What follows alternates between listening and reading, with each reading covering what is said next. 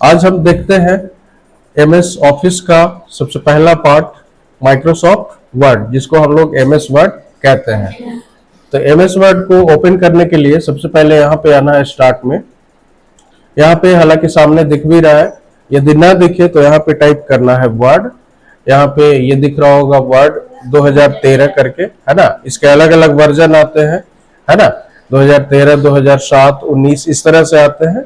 काम लगभग लगभग सबका सेम होता है, ठीक है। तो सबसे पहले इस पे हम क्लिक करेंगे। क्लिक करने के बाद कुछ इस तरह से यहाँ पे इंटरफेस हमारा ओपन होगा, ठीक है। चलिए अब आगे चलते हैं। सबसे पहले इसके इंटरफेस के बारे में जानेंगे, कौन सा चीज क्या है, किसको क्या कहते हैं, उसके बाद हम आगे बढ़ेंगे। सबसे पहले ऊपर में आते हैं यहाँ पे। तो ऊपर में इसको कहते हैं टाइटल बार, है ना। इसको क्या कहते हैं? Title bar. और यहाँ पे जैसे दिख रहा होगा फाइल, तो फाइल के अंदर में अलग अलग चीजें होती हैं जिसको हम बारी बारी से अभी समझेंगे, ठीक है। हालांकि इन चीजों के बारे में वर्डपैड में भी एक्सप्लेन कर चुके हैं, ठीक है। इसके बाद यहाँ पे दिख रहा होगा home, insert, design, page layout, reference, mailing, review, view. तो इन सबको हम लोग क्या कहते हैं? टैब कहते हैं। क्या कहते हैं? टैब। और हर टैब में अलग अलग सेक्शन होता है, हर टैब में अलग अलग सेक्शन होता है ना। अब जैसे होम टैब में चले तो होम टैब में सबसे पहला क्लिपबोर्ड सेक्शन है, फिर फॉन्ट है, पैराग्राफ है, स्टाइल है, एडिटिंग है।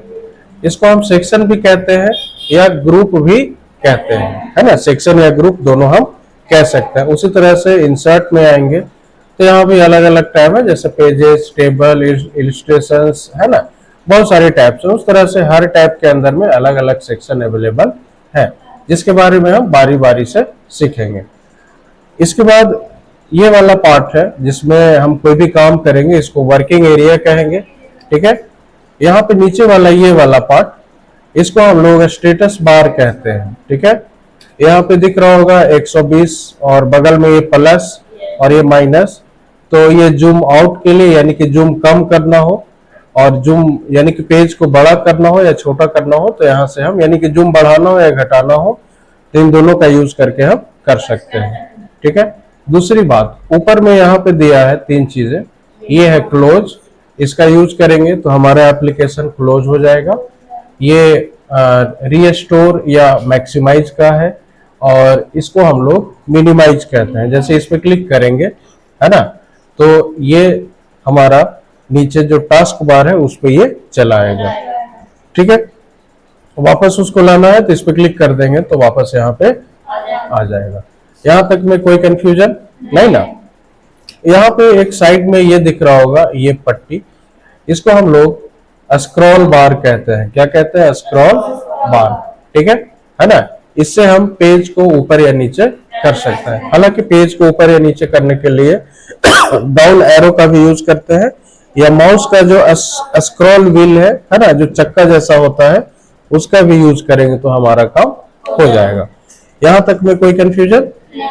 चलिए अब हम सबसे पहले समझते हैं फाइल के अंदर में जो जो चीजें हैं उसको। तो सबसे पहले इन्फो है, तो इन्फो ये इस पे क्लिक करेंगे तो ये अपने बारे में बताएगा क्या है नहीं है, ठीक है। तो इसमें कुछ नहीं करना है। सबसे पहले हमें देखना है न्यू के बारे में, यानी कि हम न्यू डॉक्यूमेंट कैसे ले सकते हैं। हालांकि ये चीज हमने वर्डपैड में भी कैप्चर किया है, फिर भी एक बार इसको हम कंप्लीट करवा देते हैं। सबसे पहले यहाँ पे हम कुछ प्रैक्टिस के लिए कुछ पैराग्राफ्स लेते हैं। तो पैराग्राफ प्रैक्टिस के लिए लेने के लिए इक्वल टू प्रेस करना है और RAND, उसके बाद ब्रैकेट ओपन और क्लोज, ठीक है। इतना करने के बाद कीबोर्ड में एंटर बटन प्रेस करेंगे, ठीक है। तो इस तरह से हमारा पैराग्राफ यहाँ पे चला आएगा। बाय डिफॉल्ट जो है, यानी कि ब्रैकेट के अंदर में कुछ भी ना डालें तो टोटल 5 पैराग्राफ यहाँ पे आते हैं। कैसे करना है फिर से एक बार रिपीट करें। Equal to RAND bracket open और क्लोज। यदि हम इस ब्रैकेट के अंदर में सपोज कि 10 डाल दें या 100 डाल दें तो 100 पैराग्राफ हमारे सामने आ जाएगा। सपोज कि 100 डाल देते हैं और यहाँ पे आके इंटर बटन प्रेस करेंगे तो हमारे सामने टोटल 100 पैराग्राफ आ जाएगा, है ना। कोई कंफ्यूजन यहाँ पे? है ना। तो टोटल यहाँ पे कितना 11 पेज यहाँ पे हो गया, है ना। अब हम आते हैं ऊपर, फिलहाल इसको डिलीट करके 2 या 3 पैराग्राफ हम रखते हैं, ठीक है। तो इक्वल टू रैंड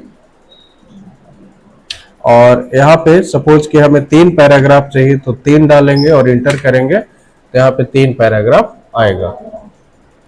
यहां तक में कोई कंफ्यूजन? चलिए अब हम आते हैं फाइल पे। फाइल में जो सबसे पहला है न्यू का काम होता है एक नया डॉक्यूमेंट लेना, ठीक है। तो इस पे जैसे ही क्लिक करेंगे तो यहाँ पे पूछ रहा है किस टाइप का लेना है, तो मान लिया हम ब्लैंक डॉक्यूमेंट लेते हैं। इस पे क्लिक करेंगे तो देखिए एक नया डॉक्यूमेंट यानी कि एक ब्लैंक डॉक्यूमेंट हमारे सामने आ गया। यहाँ पे 2 दिख रहा होगा, एक डॉक्यूमेंट 1 के नाम से और एक डॉक्यूमेंट 2 के नाम से, ठीक है। ये हो गया। दूसरी बात कि ओपन करना हो, यानी कि पहले से कोई फाइल यदि बना हो तो उसको हम यहां से ओपन कर सकते हैं, ठीक है। तो ओपन पे क्लिक करेंगे और सपोज कि यहाँ जो रिसेंटली हमने ओपन किया है वो यहाँ पे दिख रहा होगा।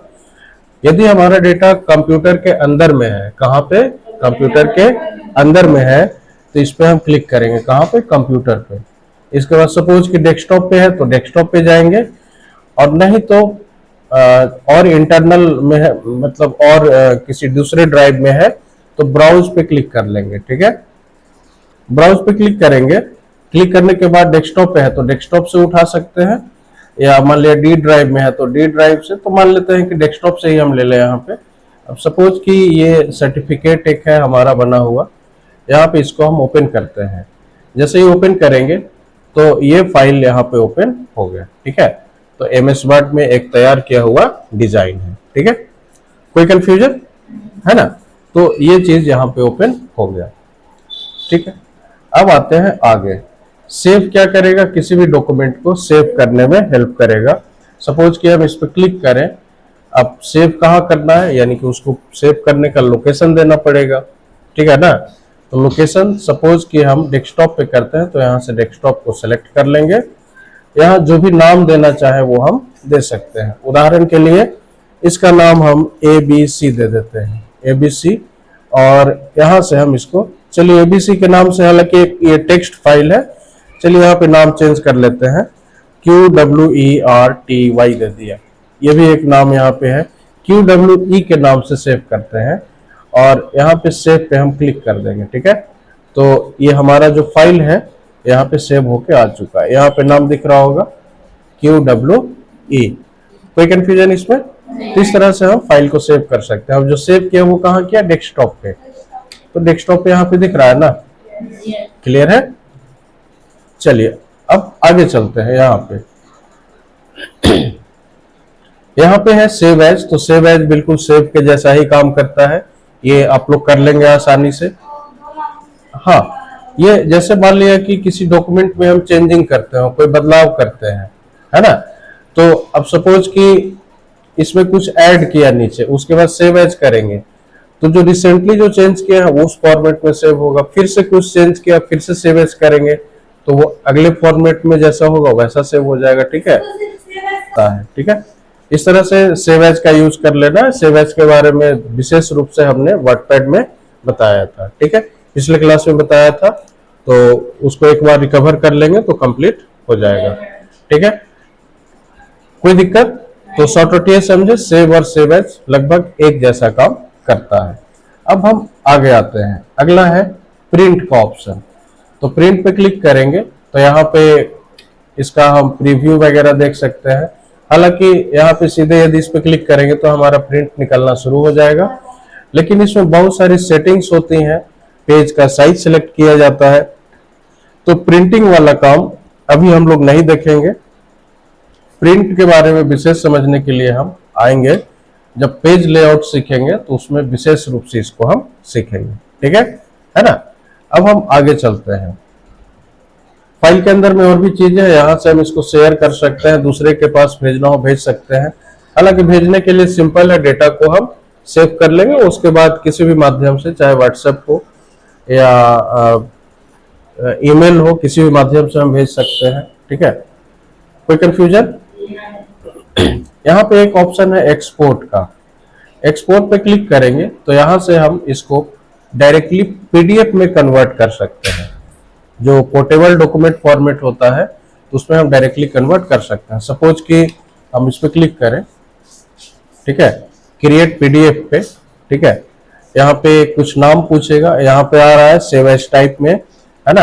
यहाँ पे कोई भी एक नाम दे सकते हैं, फिलहाल वही नाम रहने दें। यहाँ से हम पब्लिश कर देंगे तो ये क्या होगा, पीडीएफ में कन्वर्ट हो गया। यहाँ पे दिख रहा होगा qwe.pdf और ये फाइल डेस्कटॉप पे भी दिखेगा। ये फाइल यहाँ पे डेस्कटॉप पे भी दिखेगा, यानी कि एमएस वर्ड के कंटेंट को हम डायरेक्टली पीडीएफ में कन्वर्ट कर सकते हैं। ठीक है, ये फीचर हर वर्जन में अवेलेबल नहीं होता है। ठीक है, जैसे पुराने वर्जन जो थे उसमें अवेलेबल नहीं थे। ठीक है, चलिए अब हम आगे चलते हैं। अब हम देखेंगे फाइल के अंदर में एक है ऑप्शन, तो ऑप्शन के अंदर में हम सेटअप वगैरह करते हैं। ठीक है ना। जैसे मान लिया डिस्प्ले से संबंधित करना हो, प्रूफिंग है, सेव है, तो इसमें हम सेटिंग वगैरह करते हैं। तो इसमें कुछ भी नहीं करना है हमें, है ना। क्लोज का ऑप्शन है तो क्लोज से हम इस एप्लीकेशन को सीधा क्लोज कर सकते हैं। ठीक है ना। अब हम आगे आते हैं होम टैब के अंदर में, और इस होम टैब में हम सीखेंगे कट, कॉपी और पेस्ट। और एक और नया चीज है जो कि वर्डपैड में हमने नहीं सीखा था, फॉर्मेट पेंटर। ठीक है, इसमें सबसे पहले देखते हैं कट, कॉपी और पेस्ट, उसके बाद हम लोग देखेंगे फॉर्मेट पेंटर। तो देखिए, चाहे कट करना हो या कॉपी करना हो, उसके लिए सिलेक्शन जरूरी है। ठीक है, शॉर्टकट की कट का Ctrl+X और कॉपी का Ctrl+C। तो सबसे पहले यहाँ पे आते हैं, इसको सेलेक्ट करते हैं। सपोज कि हम ये वाला पार्ट यहाँ पे कॉपी करते हैं, सॉरी सेलेक्ट करते हैं, या फिर इसको, है ना, ये फर्स्ट लाइन को सेलेक्ट करके क्या करते हैं, यहाँ से कॉपी करते हैं। ठीक है, या तो Ctrl+C प्रेस करें, या फिर इस पे क्लिक करें, या फिर यहाँ पे राइट क्लिक करें और कॉपी करें। ठीक है, तो तीनों एक ही काम होगा। इस पे कॉपी करेंगे और यहाँ पे नीचे आते हैं, और या तो इस पेस्ट पे क्लिक करें यहाँ पर, या Ctrl+V प्रेस करें, है ना, या फिर राइट क्लिक करके और पेस्ट पे क्लिक करेंगे तो यहाँ पे चला आएगा। कोई कंफ्यूजन है ना। तो इस तरह से हमने क्या यूज किया, कॉपी और पेस्ट। तो कॉपी पेस्ट बेसिकली क्या करता है, डुप्लीकेट तैयार करता है। ठीक है ना, क्या करता है, डुप्लीकेट तैयार करता है, अपने जैसा एक और बना दिया, है ना।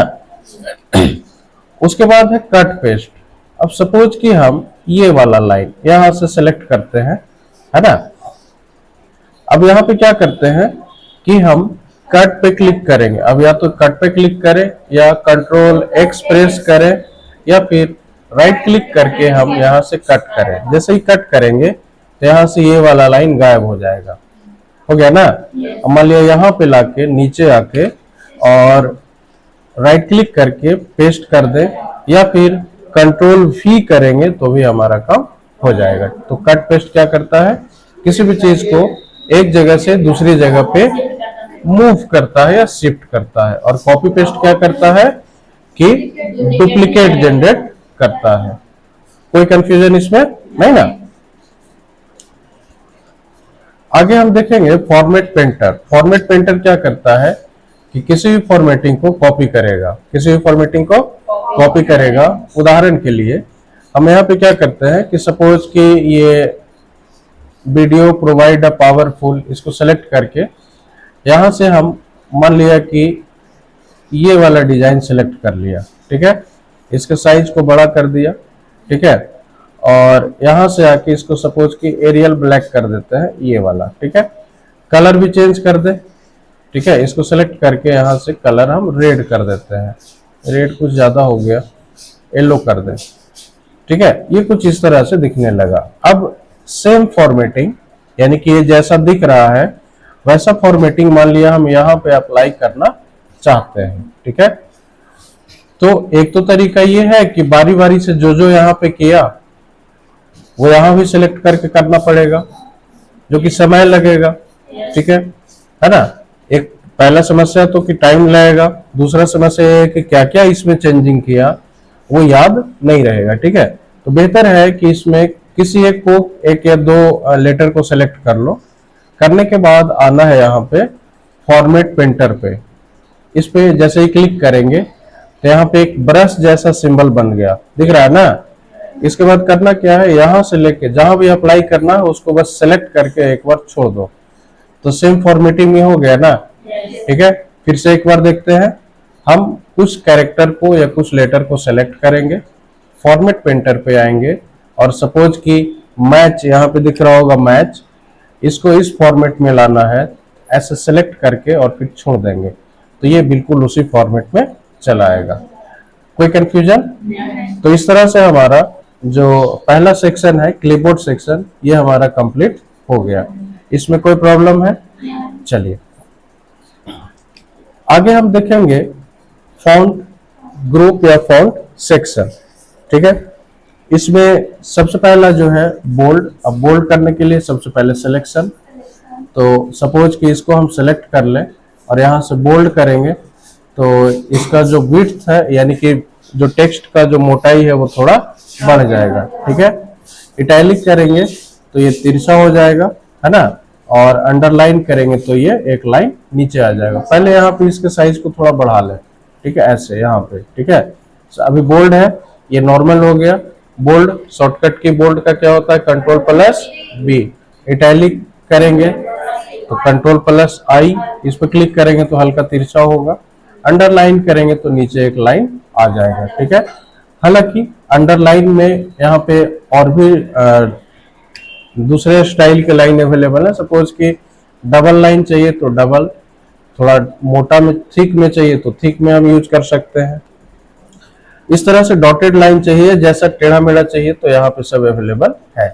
ठीक है, सपोज कि डबल वाला यूज किया। इसके बाद आते हैं यहाँ पे अंडरलाइन के कलर को भी हम चेंज कर सकते हैं। मान लिया रेड कर दिया या ग्रीन कर दिया, जो कलर चाहिए यहाँ से हम चेंज कर सकते हैं। ठीक है, कोई कंफ्यूजन इसमें है ना।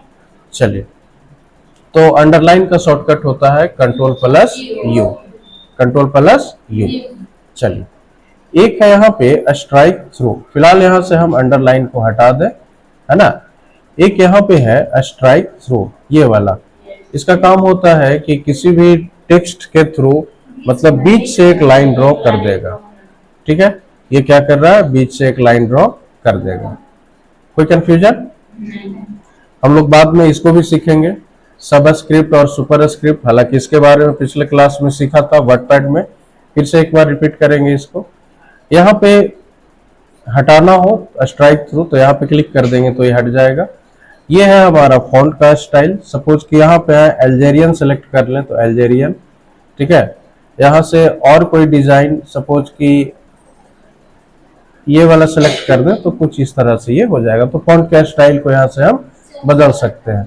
यहाँ से फॉन्ट के साइज को हम चेंज कर सकते हैं। यहाँ से भी हम फॉन्ट के साइज को इंक्रीज कर सकते हैं और बगल वाले से डिक्रीज। जैसे इस पे क्लिक करेंगे तो बढ़ेगा और इस पे क्लिक करेंगे तो घटेगा। ठीक है, अब हम आगे आते हैं। अगला है हमारा, ये दोनों भी सीखते हैं। पहले जो आसान है उसको देख ले। अब जैसे ये वाला है तो ये क्या है, टेक्स्ट इफेक्ट, इसको भी बाद में देखते हैं। अब यहाँ पे जैसे ये है फॉन्ट का कलर। ठीक है, इस पे क्लिक करेंगे, जो भी कलर चाहिए वो यहाँ से हम सिलेक्ट कर लेंगे। ठीक है, सपोज कि इस पूरे पार्ट का कलर चेंज करना हो तो मान लिया यहाँ पे रेड करना हो तो रेड कलर हो गया ना। यहाँ से हम फॉन्ट के कलर को चेंज कर सकते हैं। कोई कंफ्यूजन? चलिए आगे हम देखेंगे। यहाँ पे ये है टेक्स्ट हाइलाइटिंग कलर। ठीक है, तो ये किसी भी टेक्स्ट को हाईलाइट करेगा, यानी कि किसी को स्पेशल दिखाना हो। जैसे हमें लग रहा है कि टेक्स्ट बॉक्स डिजाइन ये इंपॉर्टेंट वर्ड है, इसको हम यहाँ से हाईलाइट कर सकते हैं, है ना। इस तरह से हाईलाइट कर सकते हैं।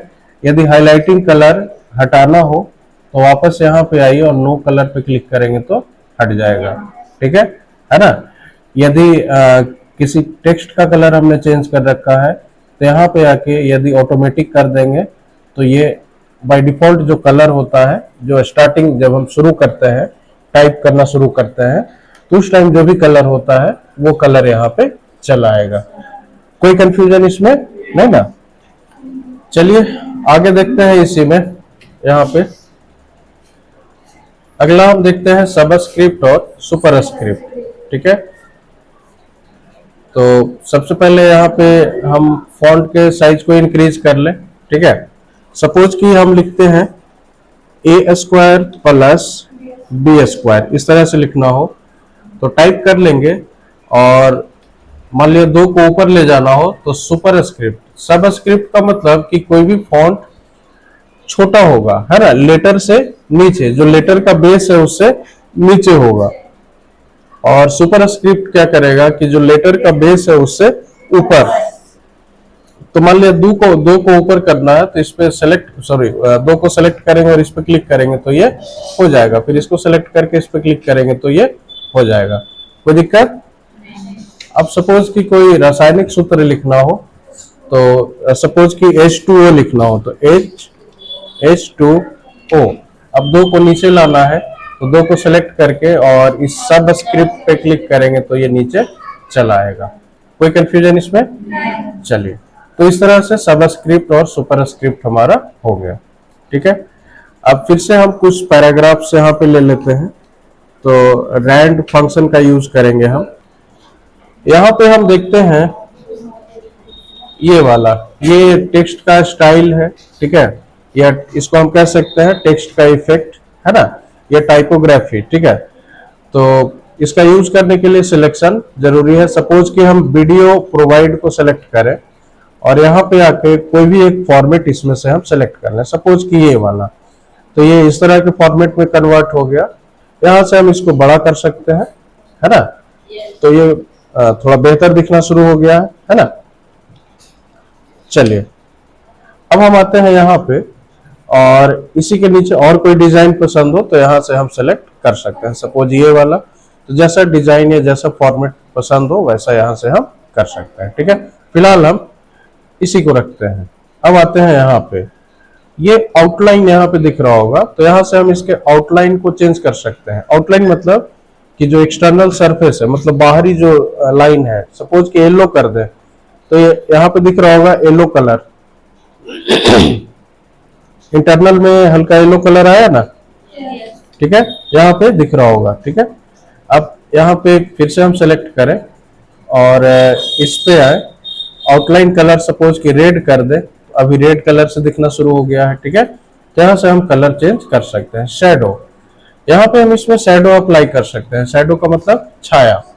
ठीक है, अब सपोज कि हम इस पे क्लिक करें तो हल्का सा यहाँ पे साइड में शैडो दिख रहा होगा, छाया जैसा बैकग्राउंड में दिख रहा है ना, तो यहाँ पे शैडो अप्लाई हम कर सकते हैं। ठीक है, यहाँ पे शैडो यदि हटाना हो, ठीक है, तो सबसे ऊपर वाला पार्ट इसको हम सेलेक्ट कर लेंगे, नो शैडो। तो यहाँ पे जो बाय डिफॉल्ट जैसा पहले था वैसा यहाँ पे हो गया। ठीक है, फिर से हम सेलेक्ट करेंगे, यहाँ पे आएंगे और यहाँ पे एक है रिफ्लेक्शन। रिफ्लेक्शन का मतलब परावर्तन होता है ना। जैसे हम नदी के किनारे, जहाँ पे नदी में तो उतना बेहतर हमारा रिफ्लेक्शन नहीं बनता है, प्रतिबिंब। जैसे हम स्थिर पानी के किनारे खड़े होते हैं तो हमारा उसमें प्रतिबिंब बनता है ना, उसी को रिफ्लेक्शन कहते हैं। जैसे हम इस पे क्लिक करें तो इसका एक रिफ्लेक्शन नीचे दिख रहा होगा, दिख रहा है ना। ठीक है, हटाना हो रिफ्लेक्शन तो यहाँ से आएंगे और यहाँ पे नो रिफ्लेक्शन पे क्लिक कर देंगे तो ये क्या होगा, हट जाएगा। यहाँ तक में कोई प्रॉब्लम? चलिए अब हम आगे आते हैं। अगला है ग्लो। देखिए ग्लो का मतलब क्या होता है कि चारों तरफ थोड़ा सा लाइट, जैसे यहाँ पे दिख रहा होगा ये चेंज हो रहा है ना कलर। सपोज कि ये वाला सिलेक्ट करना तो इस तरह से बिल्कुल ग्लो के फॉर्म, मतलब आसपास बिल्कुल ग्लो रहेगा, चमकेगा वो। ठीक है, तो इस तरह से इस पार्ट का यूज हम कर सकते हैं। इसमें और कोई कंफ्यूजन? बाकी फॉर्मेट चेंज करना हो तो यहाँ से हम चेंज कर सकते हैं। ठीक है, अब इसमें एक चीज और हमारा रह गया, एक्चुअली 2 चीज। एक हमारा रह गया ये वाला जिसको चेंज केस कहते हैं, और एक हमारा क्लियर ऑल फॉर्मेटिंग। तो इस सबसे पहले इसमें हम देख लेते हैं चेंज केस को। ठीक है, सपोज कि यहाँ पे हम कोई सेंटेंस टाइप करते हैं, जैसे आई, या फिर यहाँ पे टाइप करते हैं द कंप्यूटर सिस्टम। ठीक है, इसका साइज को थोड़ा इंक्रीज कर ले ताकि क्लियर दिखे यहाँ पे, है ना। चलिए, और चेंज केस का भी यूज करने के लिए सिलेक्शन जरूरी है। ठीक है, अब इसमें 5 चीजें हैं। सबसे पहला है सेंटेंस केस।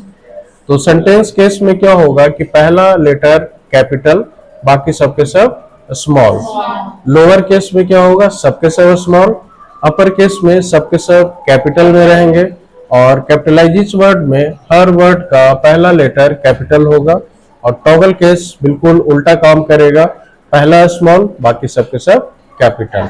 तो सबसे पहले हम अपर केस देखते हैं, उसके बाद लोअर, फिर सेंटेंस केस, क्योंकि ये ऑलरेडी सेंटेंस केस में है। ठीक है, तो अपर केस पे क्लिक करेंगे तो सबके सब कैपिटल में कन्वर्ट हो गया ना।